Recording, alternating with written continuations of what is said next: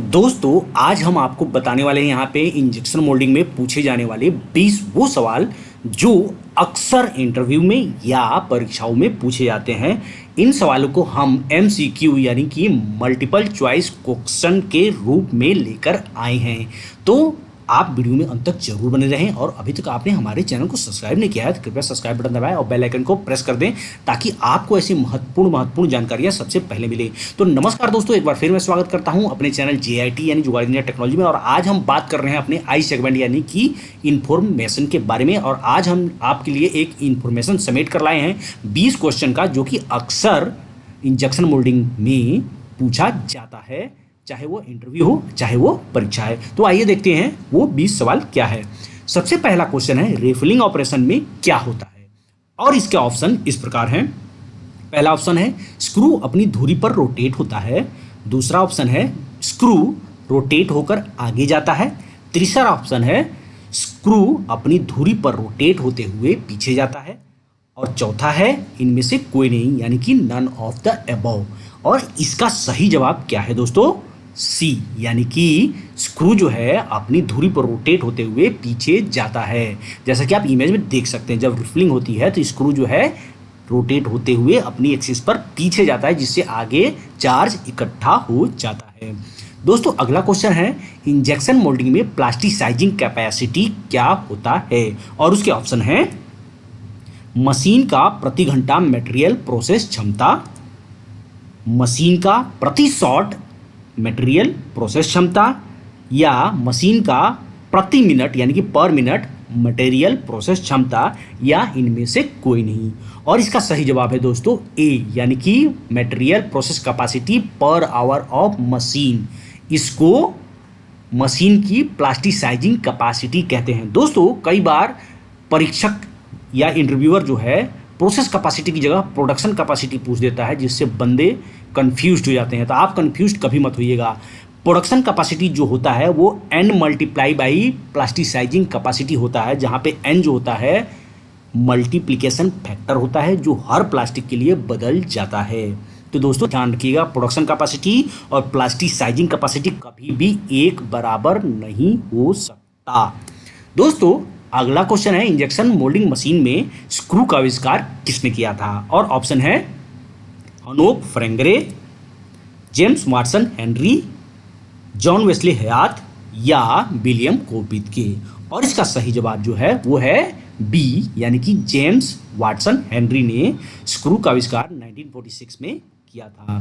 दोस्तों अगला सवाल है, प्रोडक्ट में श्रिंकेज के निम्नलिखित में से कौन सा कारण है? यानी कि यहाँ पे ऑप्शन है मटेरियल टेम्परेचर का ज़्यादा होना, मूल टेम्परेचर का ज़्यादा होना, प्रोडक्ट का वॉल थिकनेस ज़्यादा होना, या इंजेक्शन प्रेशर कम होना, या उपरोक्त सभी, या इनमें से कोई नहीं, यानी कि ए से लेकर डी तक कोई नहीं। और दोस्तों सही जवाब जो है वो है ई, यानी कि उपरोक्त सभी, यानी कि ए बी सी डी चारों ऑप्शन सही हैं। दोस्तों अगला सवाल है, इंजेक्शन कैपेसिटी क्या होता है? और इसके ऑप्शन इस प्रकार हैं, 1 घंटे में अधिकतम शॉट वॉल्यूम, 1 मिनट में अधिकतम शॉट वॉल्यूम, 1 साइकिल में अधिकतम शॉट वॉल्यूम, या इनमें से कोई नहीं, यानी कि नन ऑफ द अबव। और इसका राइट आंसर जो है वो है सी, यानी कि मैक्सिमम शॉट वॉल्यूम इन 1 साइकिल, यानी कि एक शॉट में, यानी कि एक साइकिल में जितना वॉल्यूम आता है उसको शॉट वॉल्यूम कहते हैं, इंजेक्शन कैपेसिटी। इसको शॉर्ट कैपेसिटी भी कहा जाता है। दोस्तों अगला क्वेश्चन है, इंजेक्शन मोल्डिंग स्क्रू में कितने जोन होते हैं? मैक्सिमम लोग मुझे आशा है जानते होंगे। ऑप्शन है 4, 3, 2 या 6। और सही आंसर है 3।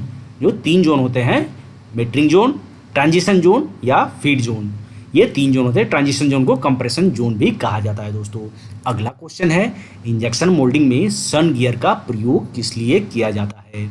और ऑप्शन है क्लैंपिंग टर्निस को ज़्यादा करने के लिए या कम करने के लिए, इंजेक्शन प्रेशर को कम ज़्यादा करने के लिए, डे लाइट को कम ज़्यादा करने के लिए, या यूनिट पोजीशन को चेंज करने के लिए। और राइट आंसर जो है वो है दोस्तों डे लाइट को कम ज़्यादा करने के लिए, यानी कि डे लाइट के एडजस्टमेंट के लिए सन गियर का प्रयोग होता है, जैसा कि आपको तीर से निशान लगा के दिखाया जा रहा है। यह है सन गियर इंजेक्शन मोल्डिंग में।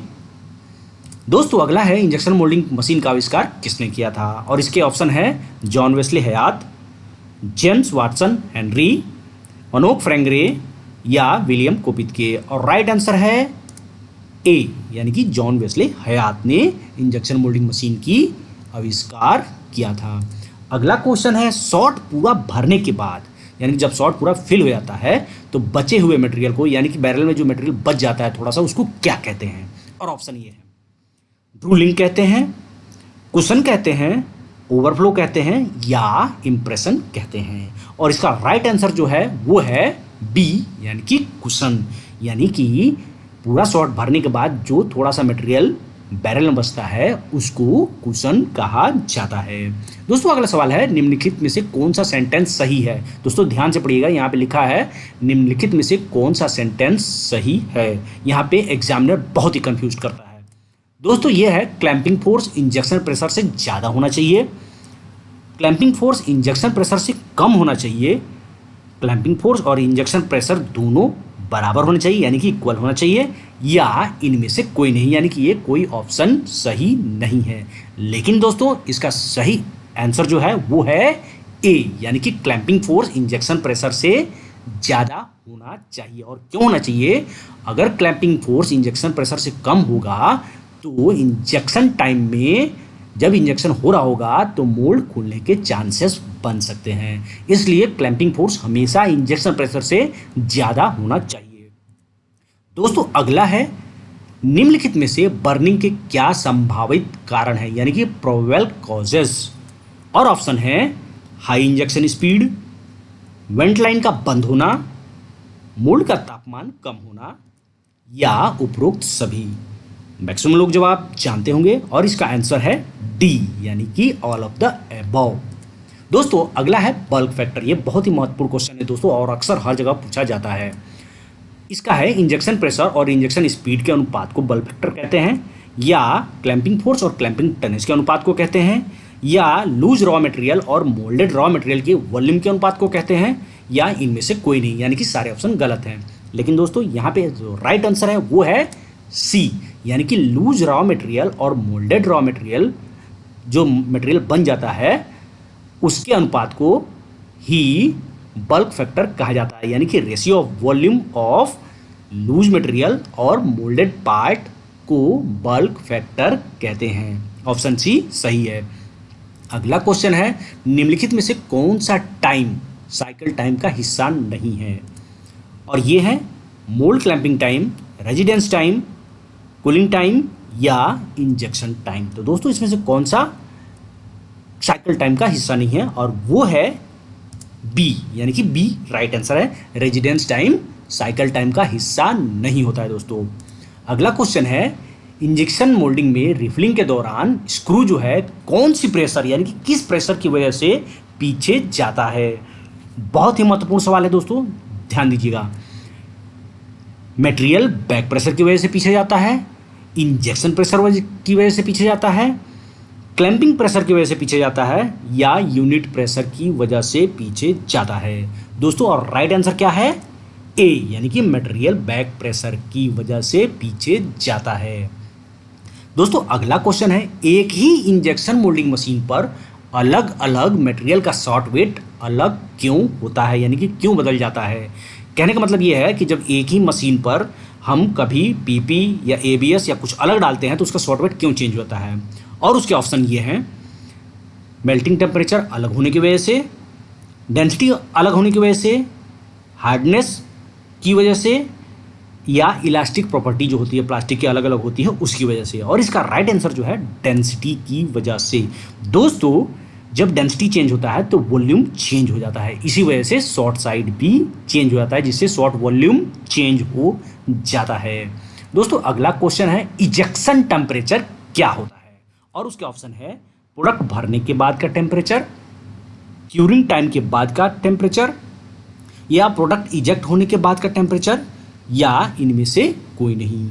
और दोस्तों राइट आंसर क्या है? वो है सी, यानी कि टेम्परेचर आफ्टर प्रोडक्ट इजेक्शन, यानी कि जब प्रोडक्ट इजेक्ट होता है तो उस समय कितना तापमान होता है प्रोडक्ट का, उसे प्रोडक्ट का इजेक्शन टेम्परेचर कहते हैं। अगला क्वेश्चन है एल बाई डी रेशियो क्या होता है, यानी कि स्क्रू में एल बाई डी रेशियो क्या होता है। दोस्तों ऑप्शन है स्क्रू की पूरी लंबाई और व्यास का अनुपात, स्क्रू की फ्लाइट की लंबाई और व्यास का अनुपात, बैरल की लंबाई और व्यास का अनुपात, मीट्रिक जोन और फीड जोन का अनुपात। दोस्तों और राइट आंसर जो है वो है बी, यानी कि फ्लाइट की लंबाई और व्यास का अनुपात। दोस्तों कई बार लोग कंफ्यूज हो जाते हैं, स्क्रू की पूरी लंबाई ले लेते हैं, लेकिन दोस्तों इफेक्टिव लेंथ लेना चाहिए, यानी कि जहाँ से स्क्रू का फ्लाइट चालू होता है और आगे जहाँ तक स्क्रू का फ्लाइट लेंथ होता है उसका अनुपात, और स्क्रू का डाया का अनुपात को एल बाई डी रेशियो कहते हैं। दोस्तों अगला क्वेश्चन है एल बाई डी रेशियो बढ़ाने से निम्नलिखित में से क्या बदल जाएगा, यानी कि इनमें से क्या बदल जाएगा। और ऑप्शन है मोल्ड कूलिंग टाइम बदल जाएगा, रेजिडेंस टाइम बदल जाएगा, होल्ड ऑन टाइम बदल जाएगा, या प्राइम टाइम बदल जाएगा। और सही आंसर जो है वो है बी, रेजिडेंस टाइम बदल जाएगा। दोस्तों अगला है कैसियो गेट या हुक गेट किस गेट को कहते हैं। और ऑप्शन है डायफ्राम गेट, ओवरलैप गेट, रिंकल गेट या सबमरीन गेट। दोस्तों और इसका राइट आंसर है सी, यानी कि रिंकल गेट। यह हुक की तरह या काजू की तरह दिखता है, इसलिए इसको कैसियो गेट कहते हैं। इसको मॉडिफाइड टनल गेट भी कहते हैं। दोस्तों अगला है टॉगल इंजेक्शन मोल्डिंग मशीन में, यानी कि जो टॉगल टाइप का इंजेक्शन मोल्डिंग मशीन होता है उसमें कितनी प्लेटन होती हैं। अक्सर ये सवाल पूछा जाता है, लोग कंफ्यूज हो जाते हैं। दोस्तों ऑप्शन है 2, 3, 4 या 1। कितने होते हैं? राइट आंसर है 3 होते हैं। हाँ दोस्तों 3 प्लेटन होते हैं toggle type injection moulding machine में। दोस्तों यह क्वेश्चन कैसा लगा आप नीचे कमेंट बॉक्स में जरूर बताएं, और यदि आपको यह अच्छा लगा तो उसका भी कमेंट करें, ताकि हम आगे आपको ऐसे ढेर सारे क्वेश्चन लेकर आ सकें और आपको मदद कर सकें।